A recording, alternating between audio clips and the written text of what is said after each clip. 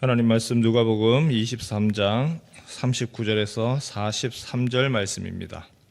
누가복음 23장 39절에서 43절입니다. 한 절씩 교독하겠습니다. 달린 행악자 중 하나는 비방하여 이르되 내가 그리스도가 아니냐 너와 우리를 구원하라 하되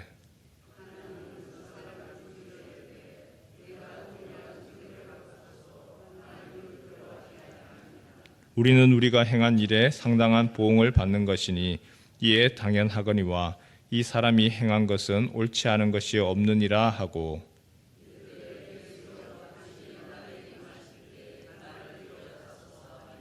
함께 읽지요. 예수께서 이르시되 내가 진실로 내게 이르노니 오늘 내가 나와 함께 낙원에 있으리라 하시니라. 아멘.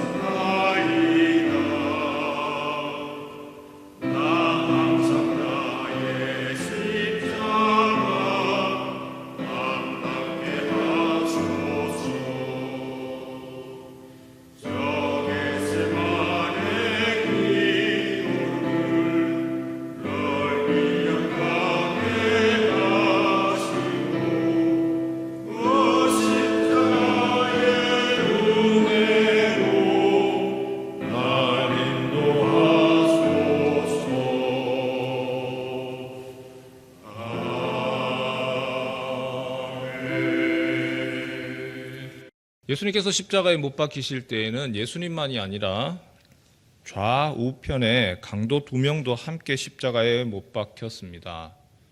한편 강도가 예수님을 조롱합니다. 내가 그리스도냐? 너와 우리를 구원하라. 그러자 반대편 강도가 어찌하여서 하나님 두려운 줄 모르고 이분을 비방하느냐? 이분은 의로운 분이니라 한편 강도를 책망을 합니다. 그리고 예수님을 향하여서 호소합니다. 예수여, 당신의 나라에 임하실 때에 나를 기억하옵소서. 그러자 예수님께서 내가 오늘 나와 함께 낙원에 있으리라 말씀하셨습니다. 십자가상에서 하신 두 번째 말씀이죠. 내가 오늘 나와 함께 낙원에 있으리라. 그런데 마태복음 27장을 보면 이 내용이 조금 다릅니다. 마태복음 27장에서는 십자가에 달린 두 강도가 똑같이 예수님을 욕했습니다. 똑같이 예수님을 저주했습니다. 무슨 차이가 있을까요? 누가복음에서는 한편 강도가 다른 한 강도를 예수님을 비방하는 것을 향하여서 가만히 있어라. 이분은 하나님의 아들이다. 이분에 대해서 함부로 비방하지 말라. 두둔했는데 마태복음에 보면 둘이 똑같이 예수님을 욕합니다. 가만히 정리를 해보면요, 처음에는 이 강도가, 한편 강도도 마찬가지로 예수님을 저주하고 욕했습니다. 그런데 그 과정에서 그에게 어떤 큰 심경의 변화를 가져오는 한 사건이 있었던 것 같습니다. 예수님을 메시아로 믿게 된 그 짧은 찰나의 시간에 당신이 낙원에 이를 때에, 당신의 나라에 임할 때에 나를 기억해 주십시오 요청할 수 있었던 어떤 큰 변화가 있었던 것 같죠. 무엇이 그 사람의, 그 강도의 마음에 변화를 가져오고 심경에 큰 변화를 일으켜서 그 예수님에 대해서 욕하던 사람이 그렇게 바뀌었을까요? 그도 똑같이 예수님을 향하여서 욕하고 희롱했는데요. 우리가 그 이유를 34절에서 찾을 수 있을 것 같습니다. 34절 한번 볼까요? 같이 함께 읽겠습니다. 시작. 이에 예수께서 이르시되 아버지 저들을 사하여 주옵소서. 자기들이 하는 것을 알지 못함이니이다 하시더라. 그들이 그의 옷을 나누어 제비 뽑을세. 한편 강도도 처음에는 다른 사람들처럼 예수님을 거짓 메시아라고 생각을 하고 욕을 했습니다. 비방했습니다. 로마 군인들이 그렇게 했었거든요. 예수님이 십자가에 못 박히시니까 그 예수님의 옷을 자기가 가지려고 제비를 뽑았습니다. 그리고 희롱했습니다. 조롱했습니다. 구경하는 사람들도 마찬가지였죠. 십자가에 못 박히신 예수님, 자신을 못 박는 사람들, 자신의 옷을 가지려고 제비 뽑는 사람, 조롱하고 희롱하는 사람들을 위해서 예수님은 십자가에서 달려서 하신 일이 용서의 기도였습니다. 아버지여 저들을 사하여 주옵소서.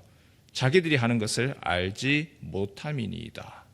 만일 예수님이 가짜 메시아였다면, 종교 사기꾼이었다면 자신을 십자가에 못 박았는 사람들을 향하여서, 욕하고 조롱하는 사람들을 향해서 똑같이 비방하고 저주를 퍼부었을 겁니다. 그런데 예수님은 십자가에서 달려 죽어가면서 자신을 향하여서 비방하고 조롱하는 사람들을 향해 진실한 마음으로 하나님께 간절히 기도합니다. 용서를 구합니다. 아버지여 저들을 사하여 주옵소서. 한편 강도의 그 심경의 변화, 바로 이때지 않을까 싶습니다. 그 모습을 보면서 저분은 진짜 메시아구나. 그 예수님의 모습, 그 예수님이 십자가에서 죽으시면서까지 용서를 구하는 그 모습을 통하여서 그에게 큰 변화를 가져왔던 것이죠. 성경에서는 한 사람 더 이런 비슷한 부류가 있습니다. 예수님이 십자가에서 죽는 모습을 통하여서 이분은 진정 하나님의 아들이구나 라고 인정했던 사람이 있습니다. 바로 예수님을 십자가에 처형한 백부장입니다. 백부장, 예수님을 십자가에 메어 다니는 모든 일의 책임자였습니다.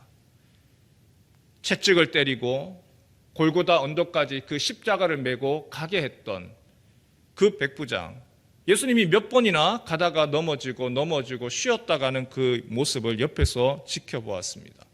그리고 십자가에 매달았습니다. 그런데 낮 12시 정오입니다. 가장 해가 비추어야 되는 그 시간에 갑자기 해가 빛을 잃고 온 땅에 어둠이 임합니다. 그리고 오후 3시에 예수님이 큰 소리로 부르짖는 그 소리를 이 백부장이 직접 듣죠. 아버지여 내 영혼을 아버지 손에 부탁하나이다. 그리고 숨지셨습니다. 백부장이 이 모든 과정들을 다 옆에서 지켜보았습니다. 지켜보면서 그의 결론이 이 사람은 진실로 하나님의 아들이었도다. 성경은 모든 사람이 죄를 범하였음에 하나님의 영광에 이르지 못한다라고 이야기를 합니다. 모든 사람들이 다 죄인입니다. 하지만 예수님이 십자가에서 죽으실 때에 본인이 희롱과 비방, 조롱 당하면서 하나님께로 나아갈 수 있는 은혜의 길, 낙원에 들어가는 길을 열어놓으셨습니다. 여러분의 책을 한번 펴보실래요? 16페이지에 그렇게 되어 있죠. 16페이지 박스에 있는 밑에 단락입니다. 제가 한번 읽어보겠습니다. 천국의 문은 열렸으나 아무나 들어갈 수 있는 길은 아닙니다. 오직 천국에 있는 길은 한 길뿐입니다. 예수 그리스도만이 유일한 길입니다. 완전한 하나님 나라는 아직 오지 않았습니다. 그러나 이미 그 길은 열려 있습니다. 지금 여기에서 하나님의 나라를 이루어야 합니다. 언약의 백성들, 예수 그리스도 안에 있는 자들은 천국의 시민입니다. 하늘나라 백성으로서의 의무와 책임이 있음을 기억합시다. 하나님의 영광을 위하여 하나님의 뜻을 이루는 삶을 살아야 합니다. 예수님이 천국에 이르는 길, 낙원에 이르는 길을 열어놓으셨습니다. 한편 강도는 길이신 예수님께 당신의 나라에 임하실 때에 나를 기억하옵소서 요청했습니다. 하지만 한편 강도가 처음부터 예수님을 신뢰한 것이 아니라는 것을 우리가 압니다. 언제 예수님을 신뢰했죠? 그분이 조롱받을 때에, 그분이 희롱받을 때에, 비난받을 때에, 그분이 십자가에서 죽어갈 때에 예수님이 하나님을 향하여서 아버지 저들을 사하여 주옵소서, 저들이 하는 일을 알지 못합니다. 그 용서의 기도를 모습을 보고 이분이 참 메시아구나 라고 하는 것을 알았던 것이죠. 우리 18페이지 한번 볼까요? 18페이지에 보면 첫 번째 문단에 이렇게 되어 있습니다. 초대교회를 이루며 살아간 믿음의 선배들은 예수의 이름으로 인해 고난받은 것을 기뻐하며 날마다 어디에 있든지 예수가 유일한 구원자 되심을 가르치고 전하기를 계속했습니다. 어떻게 그들은 이와 같이 살아갈 수 있었을까요? 교회에서 선교 모임이나 전도 활동을 했을까요? 아닙니다. 초대교회 성도들에게 그것은 일상이었습니다. 예수 그리스도의 복음을 말로 전하고 삶을 통해 나타내는 것이 특별한 활동이 아니라 당연하고 마땅한 것이었습니다. 초대교회 성도들은 복음을 통해 자신들이 누구이며 무엇을 위해 살아가는지 알았습니다. 복음은 어떻게 살아야 할지 장황하게 설명하지 않습니다. 복음은 우리가 누구인지 확실히 깨닫게 합니다. 그렇게 품은 정체성으로 세상을 살아가는 것이 그리스도인들입니다. 이것을 일상선교라고 합니다. 일상전도. 우리의 일상에서 우리의 삶으로 보여주는 것이죠. 우리의 삶으로 예수님을 전하고 하나님을 나타내는 겁니다. 세상 사람들은 하나님을 알지 못합니다. 다만 그들은 하나님을 아는 방법은 우리를 통해서 하나님을 알아갑니다. 세상 사람들은 예수님이 무엇을 하셨는지 알지 못합니다. 다만 우리의 행동을 통해서 예수님이 어떤 분인지 무엇을 하셨는지를 알아가는 것뿐입니다. 강도가 처음부터 예수님을 알았던 것이 아닙니다. 십자가에서 죽으시면서 조롱받고 비난받으면서 예수님이 아버지 저들을 사하여 주옵소서 그 모습을 보고 이분은 참 메시아구나 알았던 것이죠. 오늘 우리의 일상을 통하여서 주변 사람들이 보지요. 우리의 모습을 보고 저 사람 모습 보면서 저렇게 하는 예수 믿는 사람 모습 보면서 그래서 다르구나. 그들의 마음이 이미 준비되어져 가고 있고 그것이 바로 우리의 일상에서의 전도이고 선교입니다. 오늘 이 아침에 우리가 함께 기도했으면 좋겠습니다. 불을 꺼주시고요. 우리가 같이 함께 세 가지 기도 제목을 가지고 함께 기도했으면 합니다. 첫 번째, 주님 우리의 일상이 선교의 장이 되고 우리의 일상이 전도의 삶이 되게 하옵소서. 내가 있는 일터, 직장, 삶의 자리가 선교지고 내가 말하는 말 한마디, 내가 하는 행동 하나가 주변에 있는 사람들에게 그리스도를 드러내고 하나님을 알리는 하나의 통로가 되어집니다. 그곳에서 내가 있는 곳에서 일상 가운데서 깨어서 그리스도의 복음을 전하고 또한 그 하나님의 모습을 예수님의 모습을 보여주게 하옵소서. 우리가 깨어서 복음의 증인이 되는 우리 자신을 위해서 함께 기도하였으면 합니다. 두 번째 우리가 기도할 때에 우리가 작정한 VIP를 위한 기도입니다. 예수님의 십자가로 인하여서 천국에 이르는 길은 열렸지만 그 말씀을 받고 듣고 반응하는 사람은 소수입니다. 우리가 복음을 전하지만 그 복음 가운데서 듣고 그렇게 하겠습니다 라고 하는 것은 너무나 적죠.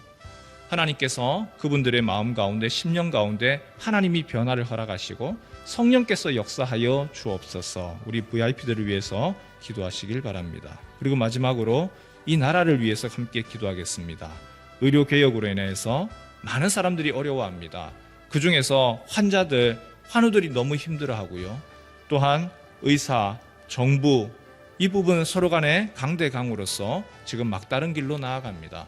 하나님 대화를 통하여서 이 문제를 풀어나가게 하시고 이것이 오히려 우리에게 큰 위기가 아니라 오히려 축복의 시간 될 수 있도록 하나님께서 이 모든 일들 가운데 대화를 통하여서 문제 하나하나씩 해결되게 하옵소서. 우리 시간에 기도의 제목을 가지고 또 여러분의 기도의 제목을 가지고 함께 기도하는 이 아침 되시길 바랍니다. 우리 합심하여서 함께 기도하겠습니다.